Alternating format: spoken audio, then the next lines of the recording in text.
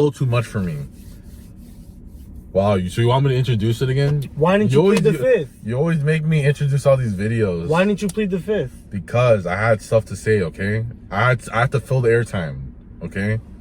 What's up, everybody? Today we're back at it again with another movie. Today's movie is The Alto Knights. We're not back with a movie, we're back with a movie review. Did I say movie review? I'm mumble jumble my words up, sorry. Don't say the whole, we're doing a little review, a little discussion. Anyway, we watched The Alto Knights, that mob movie. By Martin Scorsese. No, I'm just that little mob movie that came out the other day. Or came out like last week, I think. I heard about it like a month ago. And then I was like, I don't know. I don't know if I'm gonna watch it or not. But then you want to watch it, cause I know you go way back with mob movies more than I do. I feel like I just kind of watch the good ones. I'm not really like going all the way deep in like. Yeah, cause I seen like movies that probably like you probably have like real gangsters.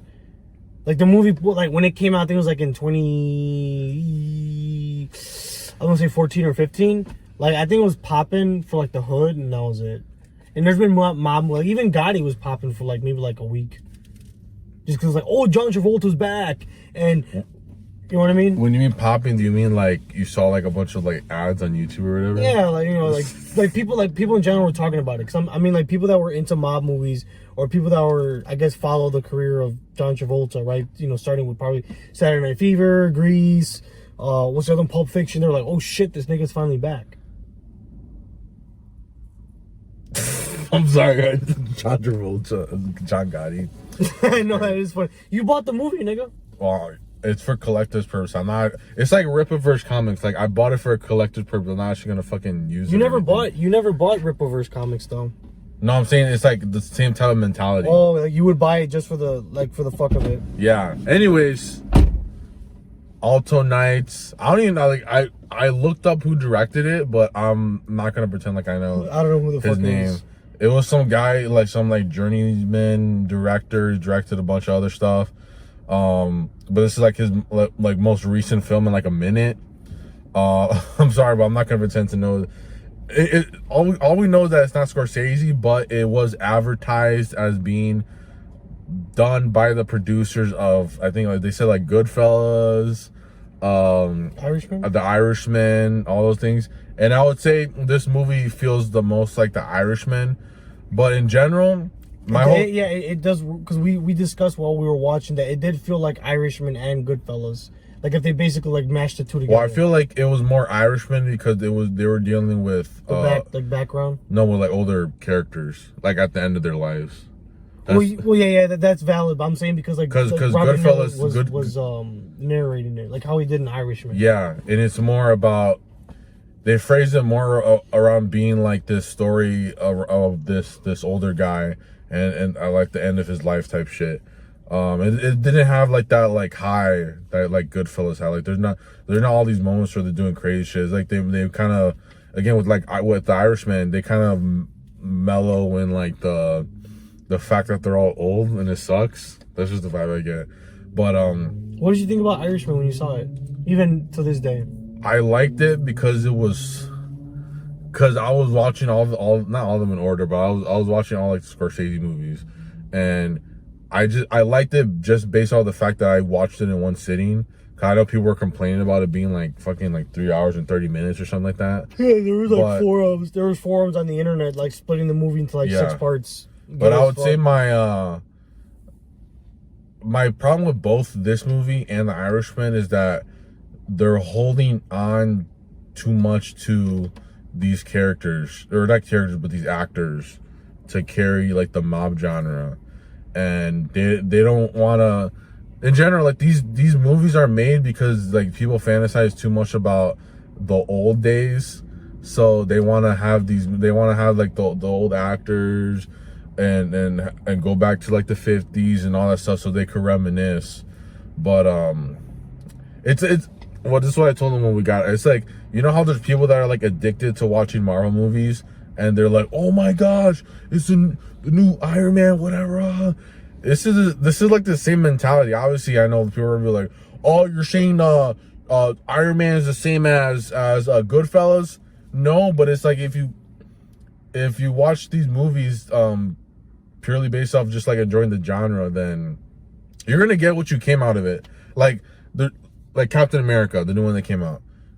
Most of these people, they watch it, they're like, okay, I enjoyed it, whatever. I got what I came out. Same thing with this one. It's an okay movie.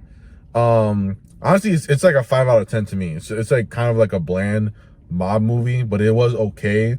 But I think it was money. It was money well spent. It was worth the time. What are you fucking? Well, I'm saying, like, if you're gonna watch a movie, you're gonna pay X amount of money. Nigga, Trump was supposed to make the fucking the economy better. The economy still fucking sucks. So if you're gonna spend money on tickets and popcorn and bullshit, right? Alcohol, if you're an alcoholic, right? Guilty as charged.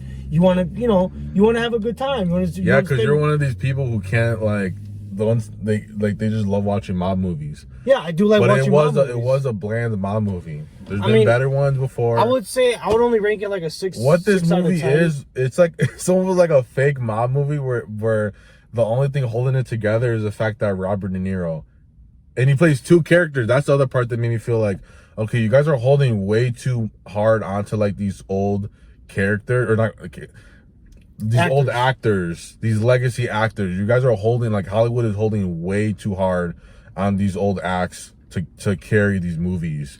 Cause after that, it's like, hey, who else are you gonna have? I mean, because I feel like Lilo Brancato should be taking up he should be taking the torch for Robert De Niro. You know Lilo Brancato? No. That's the kid that was in Bronx Tale. How old is he? Like, he's right probably now? like in his 40s. Like, he should be doing the role. He should have been in Alto Knights. Well, it's like but he's not a selling point. That's he's not. He could have been a selling point if you're like a real nigga, but. Well, I feel like the problem is some of these people don't want to get typecasted, and De Niro has kind of been typecasted as being like, oh, he's gonna be the guy in the mob story.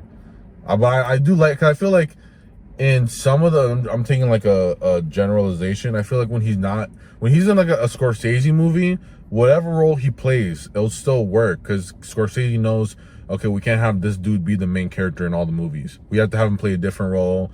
Like when he was in Goodfellas, he was an older character when the main character worked. When he was in Killers, he was the villain in that movie. So it worked. But every other like because I feel like he'll be there for like the Scorsese movies, but then on the side he'll take like these like just like shit roles. Bad Grandpa. What do you think about Bad Grandpa? I think he was a selling point for that movie too. I think any movie that doesn't that's not directed by Martin Scorsese, where Robert De Niro's in it, I feel like he becomes like the selling point for it. Yeah. But that's kind of like what Hollywood used to be. When you would go see a Hollywood movie, obviously. But I'm saying is that the selling point was the actor. But what I'm saying is that he doesn't have like good instincts. I feel like he just heard that, oh, they're making this mob movie. He was like, or his agent or whatever was like, yeah, you're doing this one. He was like, okay, I guess. But also the big elephant in the room again is that not only is he playing 2 characters, but the antagonist character is very obviously supposed to be played by Joe Pesci. So what I was telling Nick earlier, I felt like either because then these are the same producers that did The Irishman. They probably had like 2 movies in mind, and they gave Scorsese like 2 options. Either you do The Irishman, I Paint Walls, or whatever the book's called, or you do this. And then he was like, well, this was more interesting, and I assume Joe Pesci would rather come back for a Scorsese film and not this movie, because it feels very similar. The whole like setup, 2 older people, they're on the odds of each other. It feels very similar. Going back in but time. I would say Scorsese is that's funny too, because they were like way too much on like stills and recreating older, because some of it is like they try to get old footage, and other parts is like they put in like black and white to make it seem even more old timey, because it was probably like the 1920s or whatever when they went back in time and everything. But I don't know, I feel like they relied way too much on like the nostalgia. But like the stock footage instead of like totally like trying to recreate, because I don't know, maybe they didn't have like in their budget to try to recreate like a whole like neighborhood or something like that. So they're just like, oh yeah, we're just gonna get this footage from back in the day instead of that. But yeah, it just feels like like, okay, so if you love watching mob movies and then you're like, oh, De Niro, and you haven't gotten burned out by De Niro, I don't know if you heard all these like YouTubers being like, oh, his movie flopped. De Niro's crying. Because Well, does De Niro hate? I didn't even know. This is news to me right now. You don't know that people hate De Niro? Well, I knew that. Like, I guess like. Well, they need to find. I know like Republicans don't like. Yeah, him. but they need to find like a new target like every like week to like make their YouTube. So why do they hate De Niro? I don't like him because he's a Democrat. Because he said fuck Trump. That's like literally the only thing they need. Yeah, because didn't he say he was gonna whoop his ass or some shit? Yeah, well, no, I think it's one of those things where they were connected so hard to like all the roles he played, and he was one of those actors for like a long time that like kept his mouth shut. But then once you started hearing him say stuff, you're like, okay, no, this guy sucks. So he basically like. Because actors back in the day, they used to have more like demure. I don't know if that sounds gay for me to say, but they had more like aura. Yeah, that's a better word. Aura to them, and they would like you know how you there's like those scenes in a movie. There's like a celebrity like just like in New York or whatever, or, like they're in the city, and everyone's asking these questions and everything, and then their agent's like, no, don't talk to him. That was kind of like their handlers like protecting them because they still know that in the masses, everyone still thinks that this guy is Travis Bickle or something. So you got to protect their image. But he's old enough that I guess he doesn't have handlers like that because it's like what money is there to make out of that? But yeah, they just hate him because the image. Like I've heard people say like one of the main reasons they don't fucking like Irishman is because they found out that De Niro's a fucking dickhead. And I'm like, okay, I heard that he makes everyone call him I think Mr. De Niro or something like that. Did you ever hear about that or no? I never heard about that. Yeah, and there's like this one black lady in Hollywood that he lets her call him Bobby. Wow. Yeah. Well, also there's theories that like he's like a low key gay, but I don't know how deep you want to get. Yeah, I mean, I but at the end of the day, his like people were surprised that that actor was liberal when all the roles he always played like the big tough guy and everything. I don't know. For me, water on the bridge, I don't really care, but it does seem like they're still trying to hold on to that image that he had. And it just happens that all these YouTubers are like, they're trying to look for clicks and everything.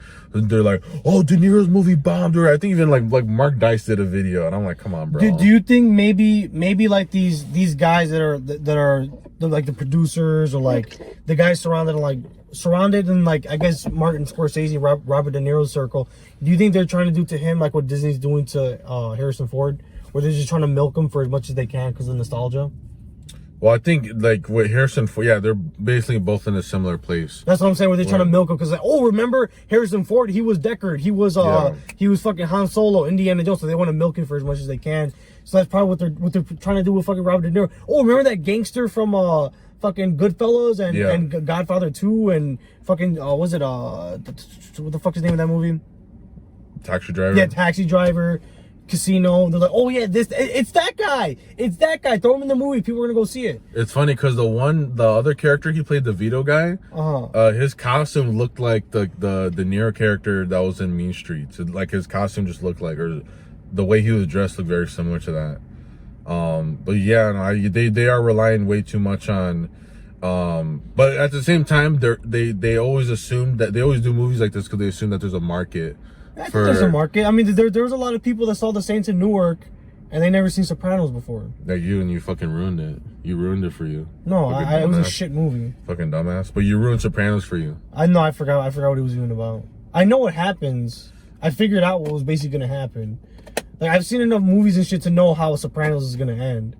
How's it end? So Tony Soprano's gonna fucking die.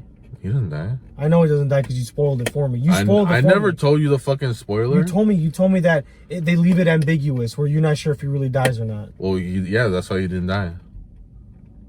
Well, the point is that it's ambiguous, so you can interpret it as him. I never told you that he died. I just said the ending was ambiguous, like how the ending. But if it's ambiguous, that means you can interpret it which way you want. The same way Taxi Driver. Yeah, so I never said that he. That the way it ended was he died. I just said it's an ambiguous ending. Yeah, but if it's ambiguous, you can still assume that he could die. I never brought up anything about death. Like I've seen enough mob movies. Oh, that one scene in when they're in the barber, that was a throwback to Godfather. Did you catch that? Yeah, Did you catch yeah, that? when fucking Michael killed fucking you don't even know his name, Salazzo. I didn't play the video game. No, I didn't play it either. Well, how was it a throwback? Because he went inside the fucking building and they fucking shot him.